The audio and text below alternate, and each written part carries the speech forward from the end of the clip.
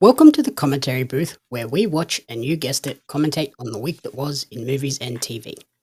I'm your host and play-by-play commentator, Jamie Apps, and each week I'm joined by a rotating cast of colour commentators to help you find your next viewing treat.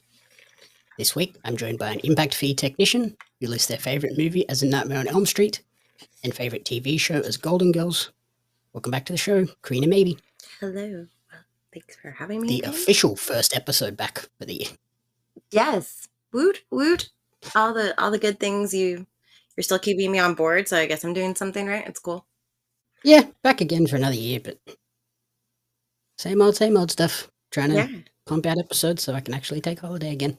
Woot woot. Holiday.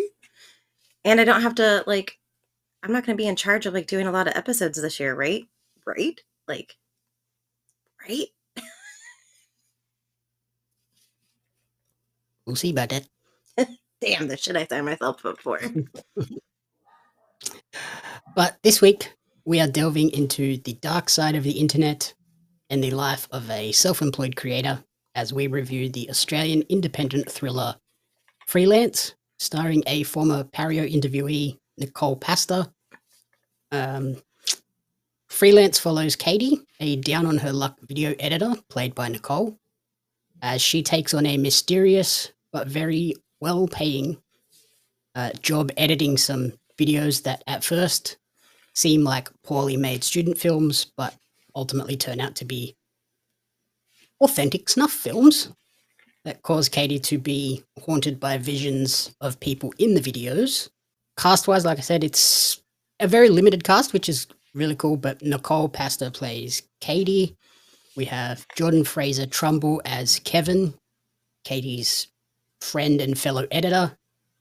Steven Degenaro as Guy, Katie's on-again, off-again boyfriend, friends with benefits. Fling thing. Weird situation. Yeah. And then the other major cast member is Jasper Bragg as Tommy, Katie's curmudgeonly landlord. Yes. And at the time of publishing this episode, Freelance will hold its official premiere in Sydney tonight. Oh, very nice. Before we get into breaking it down, talking about our detailed thoughts on the film, what did you think of Freelance overall? That was a good movie, actually. I really enjoyed it. I watched it at work on my lunch break. Probably shouldn't do that. Just FYI, I don't watch this in the office because I did not realize how nitty gritty it was going to be. I told you it was full on. Yeah, I didn't expect in the first 10 minutes, spoiler alert, for her to be editing a fucking porno. So... Yeah, I forgot. I didn't tell you about that bit. Here I am just eating my fucking chicken salad. And I'm just like, la, la, la, la. Oh, is that... Yep, that's what I'm hearing. And I was hoping nobody was going to look over my shoulder or come up behind me. Hey, what are you watching? And don't fucking worry about it.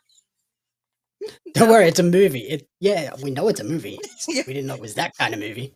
Yeah, so just don't watch it on your lunch break at work, unless you're maybe in your car watching it on your lunch break at work.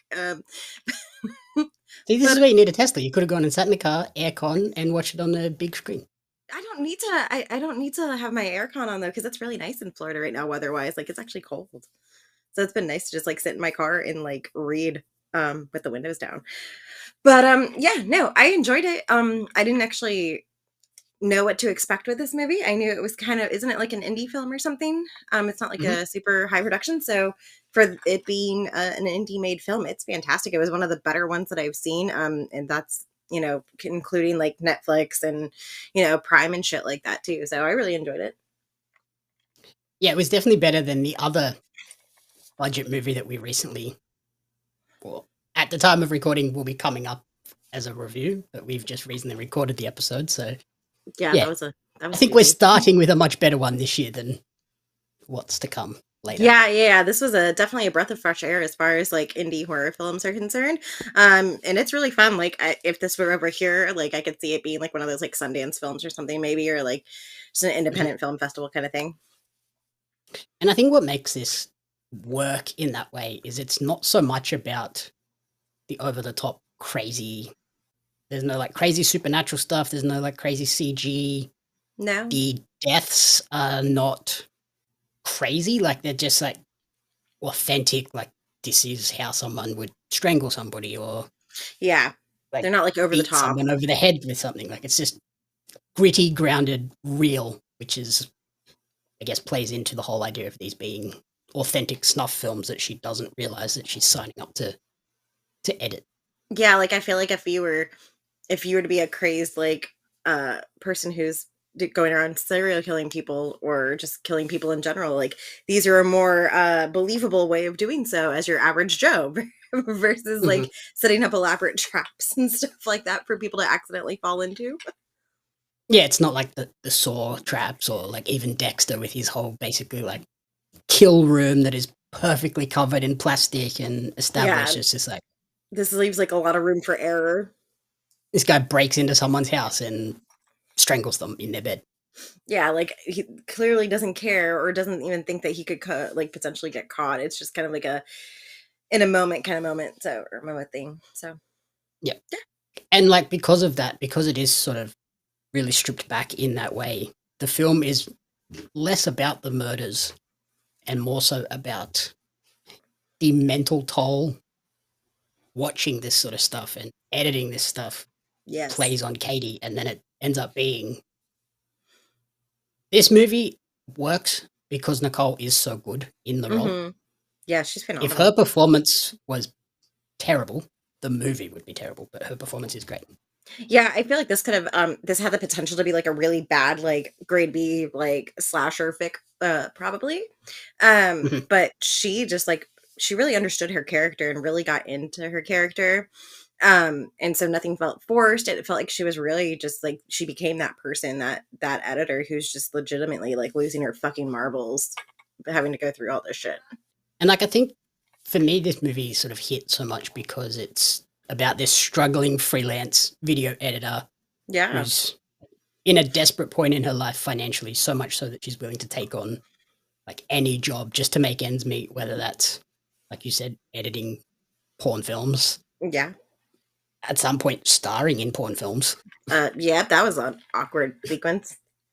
and then ultimately accepting this mysterious anonymous editing gig with the sinister undertones. But Yeah.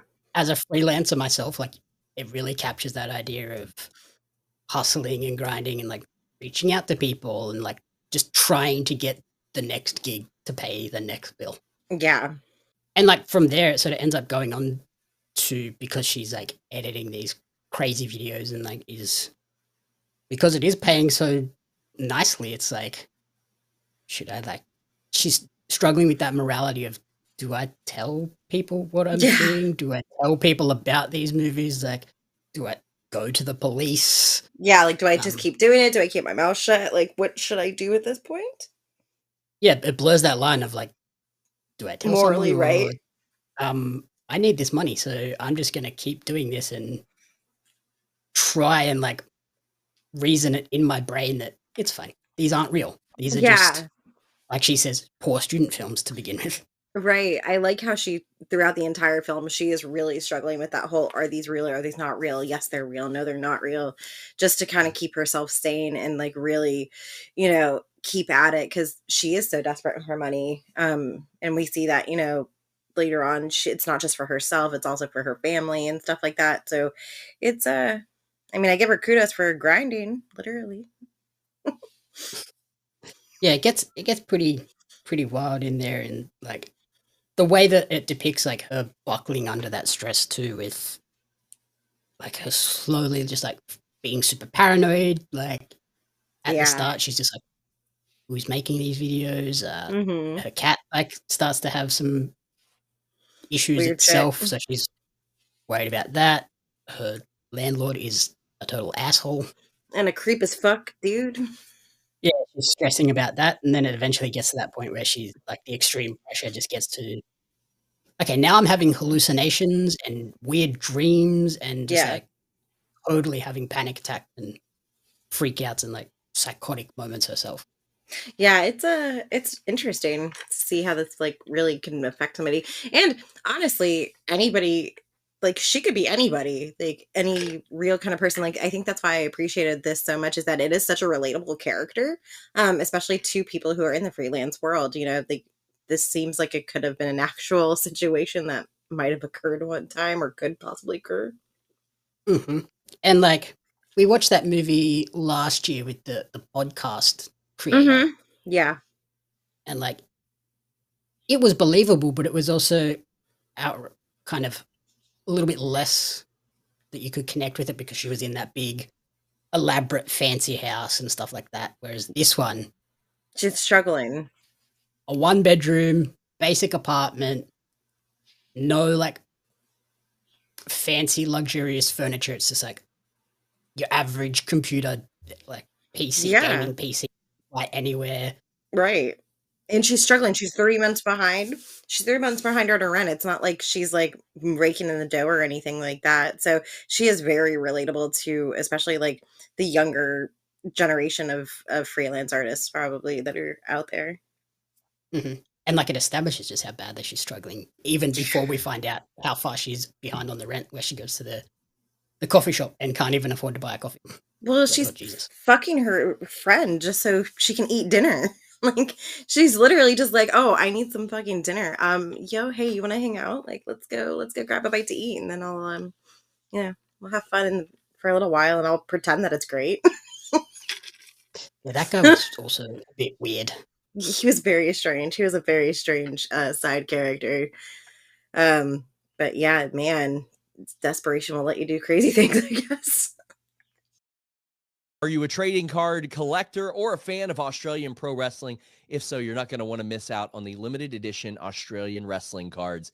Each set includes 50 packs of 10 cards, including some of the country's top wrestling talents like Robbie Eagles, Shane Haste, Madison Eagles, Hartley Jackson, and they have Shaza McKenzie listed, although she is not a favorite. The velocities, and a lot more. There's wrestlers, referees, announcers, commentators that are featured, giving you a full appreciation of the Australian independent scene. The cards sold out a lot faster because cards are hot right now, as I'm sure Jeremy Lambert will tell you. But you can order your Australian wrestling cards now at Pario Magazine. That's Pario magazine.com.au/AUS WRES cards. Follow Australian Wrestling Cards on social media at AusResCards for updates. Join the hundreds of fans who have already discovered the excitement of Australian wrestling cards. In terms of the videos that she's asked to edit, I did like that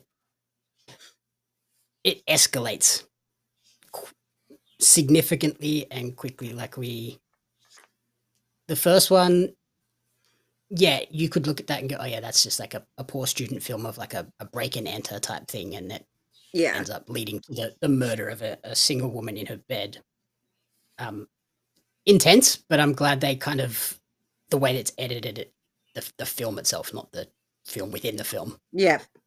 The way it's edited is it cuts away and you just hear the sound of like the murder, and it's like, okay, yeah, Yeah. You know what this is happened. worse in my mind than if you just showed me. Right. Yeah. It makes you like wonder like exactly how it happened or like how violent did it actually get kind of thing. It leaves it more to your imagination versus just like showing you exactly what you think is happening. So I appreciate that.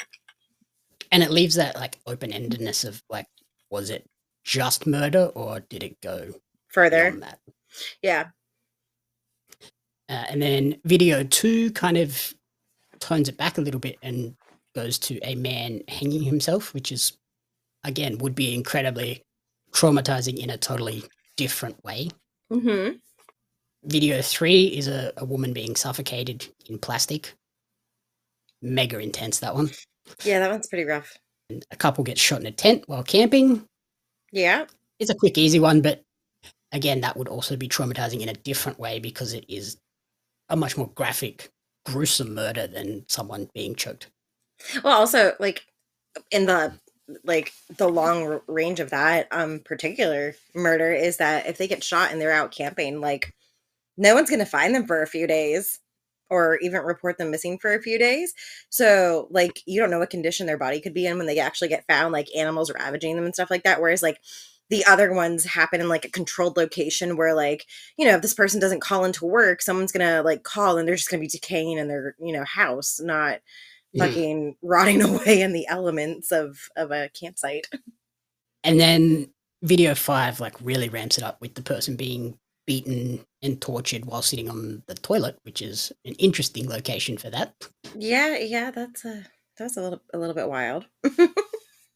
And then it kind of like goes into this modern day interpretation of like the email chain letter type thing of like, oh, send this on to X amount of people so that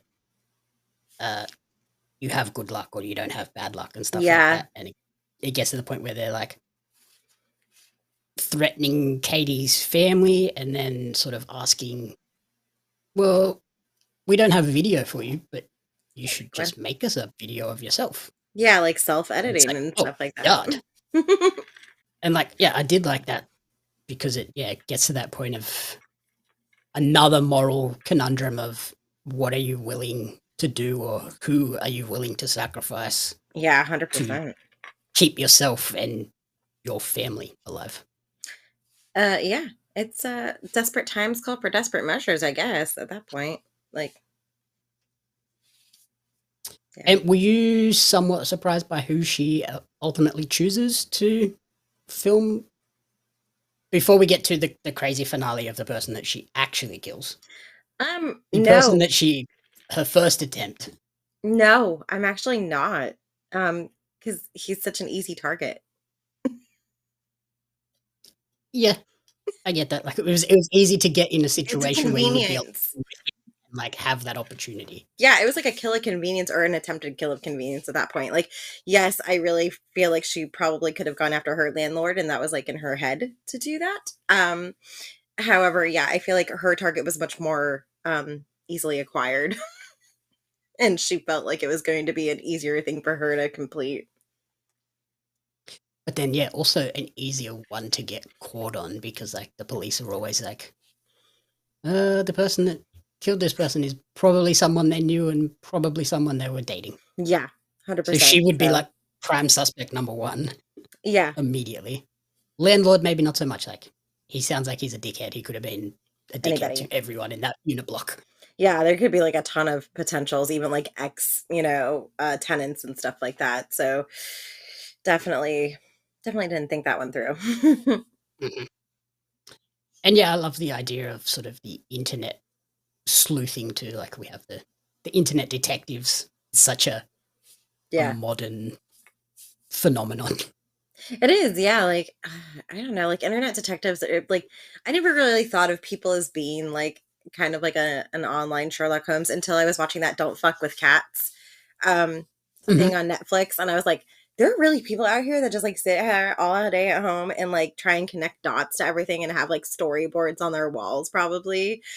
Which I was like, oh, that's so far fetched. But then when you start to really think about it in the day and age that we're in, especially during like a COVID era, I could see that really happening where people were just super bored and they were like, what can I do with my life? Let me try and figure out this like 30-year cold case while I'm just sitting here. Well, that's like, I can't remember what was it the Night Stalker in California? I think so, yeah. That crime was solved by Patton Oswalt's wife, who's just like a writer who became like obsessed with the case and eventually like just internet sleuthed it better than the FBI could. And we're like, oh yeah, it was this guy. And they were like, oh yeah, you're right. Yeah, like it's absolutely bonkers to me, like how much I think it's because, when detectives are on cases and stuff like that, obviously they're surrounded by things 24/7, and that's all they do is they get so like tunneled vision.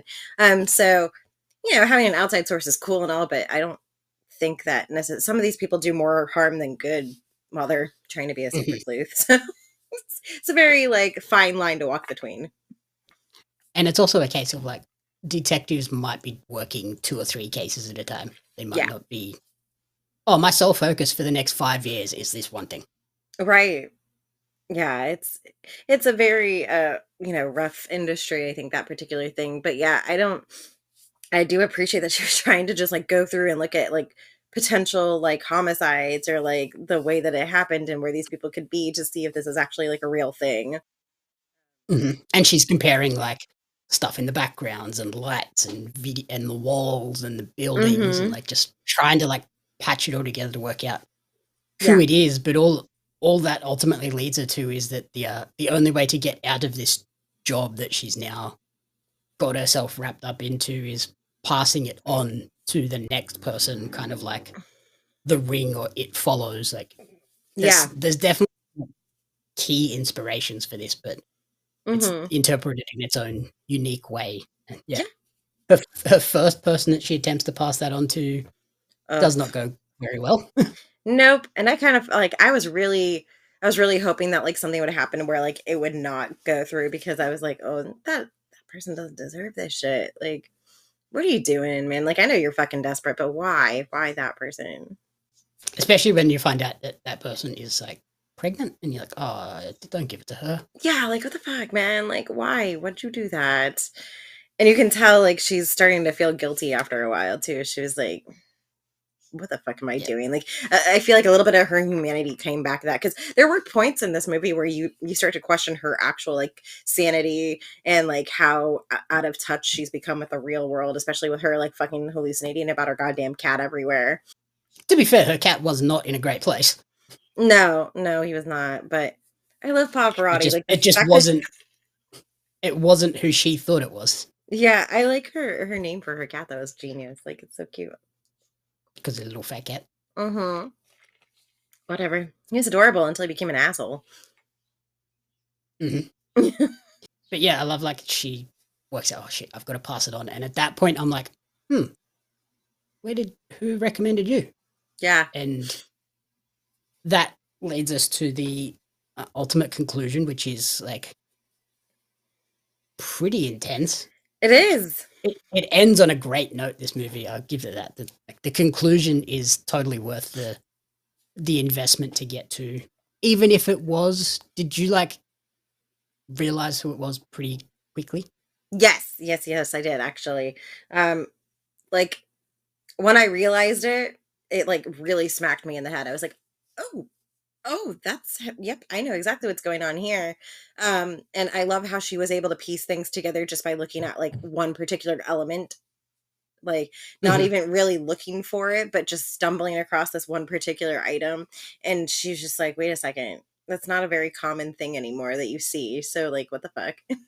Yeah, it was just like when they said you need to get out of this role, you need to pass it on to someone else. Yeah. And then like at that point I'm like, oh, who could have done this to her? And then like you start to think back to the start, and she has that dinner date with Kevin. Yeah, so she has that dinner date with Kevin, and he talks about how he's got this new job that he's just started. Yeah. And he says like, oh, I recommended you for some stuff as well.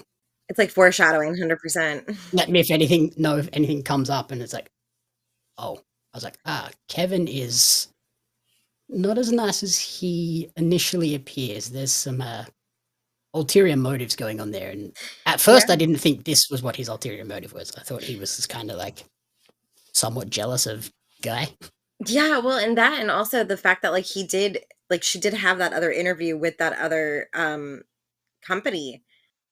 Yeah, with his company. Yeah, and so in my head I'm like, oh, that makes sense. This is what he was talking about. Like, I recommended you for things, and then she fucked up that interview real good. Like, what? What was going on with her in that interview? The poor girl.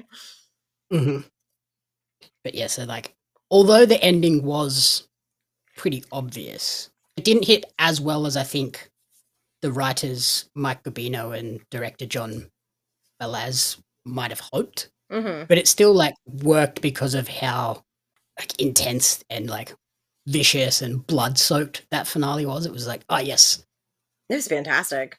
The core protagonist woman finally gets like her comeuppance and like a bit of power back in this situation. Yeah, it was fantastic. The ending was phenomenal. The stills and like the shots and stuff like that of her towards the end were absolutely amazing. Like, it just with the like blood just like pouring down her face. It gave me Carrie vibes. Like, Carrie just, it was so great though. Like, and it was just, she looked so fucking psychotic. Like that. And I was like, this is fantastic. This is, you don't get that anymore with a lot of these movies. And to have that come, like I said, from an indie film to be this intense and fun was just such a breath of fresh air. Especially when she like goes back and sits at the computer and edits up the videos, still like soaked in blood. Yeah, 'cause she's just like like going about her daily business. she's on like the time clock of like, I got to get this done before X amount of time, otherwise they go after my mom. Yeah. And then yeah, like it sort of leaves you with that ending of now that she has like kind of broken that barrier and that seal of this is the line I won't cross. Yeah. Now that she has crossed that line, there's Right. kind of no going back for her, and I guess she's just going to keep doing this. Mm-hmm. We have like a new cinematic serial killer out there. Like, Yeah, we could until get she finds somebody Freelance who. too, and it'd be just as cool. Yeah, it's like there's so much potential now. Like I like it. I really did enjoy this, and you know, I hope it does well. Like I hope it's well received because I really thoroughly enjoyed it. Like it's got potential to be like a new sort of, I guess like a franchise type thing of like you could just keep doing this, like even if like Katie like goes on, kills a few more people, and then just like decides I can't deal with this anymore, like the sequel could be her passing it on. Yeah, yeah, that would be a really interesting concept, and I feel like this is one of those movies that I'm going to actually recommend to people. Like I have a couple people already in mind who are just going to be like, watch this because we're the same kind of crazy when it comes to movies. So I think you'll enjoy it kind of moment. So yeah, I'm excited to actually talk about this to people and like get them excited about it because it's so much fun. And the fact that it's like an indie Australian film is even more fun. Like, because you guys put out a lot of good shit and it gets overlooked a lot of times in the States just because of the accessibility and stuff like that. Like it takes forever for us to get certain things over here. I think the one thing to sort of maybe take note for American audiences too is, so this movie is called Freelance. There is also a movie that came out in the States last year called Freelance with John Cena in it. So, yeah, just be wary. I think this may end up getting a name change if it goes international. Okay. Well, particularly in America, because like there's so many other movies around here that like, yeah, there's Freelance 2024 and Freelance 2024. They're both films, so it's not like they can be like, oh, this one's a TV show, this one's a movie, so this is how we differentiate them. It's just like, we're both called Freelance. We both came out in the same year. We're both feature films. Yeah. So I imagine this indie film is probably going to change its name if they decide to do some sort of US release. The Editor. Which sucks because Freelance makes more sense for this movie, I think. It does, 100%. But yeah, they could just rename it The Editor and I guess it would work or something. Like it would have to, but still like if they put too many words in the title, I'd be so pissed because, you know, like they need to just have like a singular title or just like the 2-word title because anything too long is going to irritate me, I think. It's called Pavarotti. It makes no sense at all, but no. Gives you no sense of what the movie is, but if you once you watch it, you go, oh, okay, it's just named after the cat. Or you just call it The Cat. Yeah, I'm trying to think of what else you could call it. Snuff. Oh wait, no, I think there's already a movie called Snuff. Oh, that's what I was thinking too. That'd be a cool one. That actually would, but then I feel like it would give people the wrong idea and they'd have to probably like explain like this is not what it sounds like. Yeah, you'd have to have like a subtitle that's like, this is not real. Yeah, a disclaimer or something like that. Please note that. But then again, like the Blair Witch Project, they marketed that as authentic for the longest time of like, this is real. Yeah, there's people still to this day that think that shit was real. I can't tell you how many arguments I've had with people about that. And I'm just like, dude, like it's been like how many fucking years, like 30 fucking years now. And we're still having this fucking conversation. Like, please don't. America. You know, it's whatever. You can't tell anybody that they're wrong. To be fair, media literacy around the world is not amazing at the moment. Yeah. So then in terms of a rating for Freelance, what would you give this one out of 5? This one's going to be a 4 for me. This is pretty high up there for me. Granted, it is the beginning of the year, but like I said, for it being such a small budgeted indie film, it's surpassed movies that I've seen recently that have been Netflix movies and like big named like movies with big name celebrities in it. So I liked it a lot. You say that in light of our upcoming review of Dark Match starring Chris Not Jericho. just no, because that's a Shudder movie. That doesn't fucking count. I'm talking about like other things that I've seen that have just been kind of like meh. Like they've ended okay, but like nothing great. But no, like for me, this has been fun, and I really enjoyed it, and I'm excited. I really hope it does get an international release, because I think it would do great over here, especially with like the horror industry over here and stuff like that. Because it's not just like straight up like horror, but it is a very psychological movie, and I love those kinds of things. Yeah, like I feel like it's in that kind of Saw vein of like Yeah. gritty. Like that first Saw doesn't have like, it has a few outrageous traps, but not to the extent of Saw 8, 9, and 10. Yeah, Saw 1 was more psychological than anything. It was more just like, oh, we're fucked. Like, how do we get out of this in the best way possible? And it's just not going to happen. Like, no matter what we do, we're going to have to make some sacrifices. Yes. yeah. So I gave this one 4 out of 5 as well. I just Yeah. thought it was a really chilling exploration of what happens when the fight for survival pushes you into an unthinkable place of what are you willing to do. And Yeah. Nicole, her performance will definitely stick with people of, oh wow, that was amazing in terms Yeah, of she's fantastic. watching that slow descent into psychosis. Yeah, absolutely. And I do like the fact that it is it is kind of like a slow burn movie almost at that point. It's not like an instant kind of like, oh, here I am one day and I'm perfectly fine. The next day, here I am and I'm just like totally fucking crazy. It was a nice slow transition of still like questioning and dealing with what's real and what's not real, for the majority of it. Yeah, and like she still keeps enough of a grip on reality of investigating it and like questioning, and I think she goes to the police at one point and they kind of just brush it off and like stuff like that. So Yeah. it is an authentic, like I think the key word is authentic. Like Mhm. it feels very real. It feels like it could be sort of in that Blair Witch territory of people questioning it. Mhm. Yeah, so now that you've heard our review, let us know if you're planning to see Freelance, and let us know, is it your next viewing treat, or do you think it might be a little bit too dark for your tastes? But otherwise, thank you everyone for listening to the commentary booth. If you enjoyed the show, please remember to rate, review, and subscribe on podcast services and on YouTube. You can follow Corrina on Instagram at Miss Corrina Renee, and you can follow me on social media at Jamie Apps Media and at Pario Magazine. The Commentary Booth is a fan-funded production of Jamie Apps Media. You can support the podcast alongside our magazine, Pario Magazine, on Patreon at patreon.com/Jamie Apps Media. The following people supported at the publisher level or higher, and you cannot fathom how incredibly appreciative we are for their support.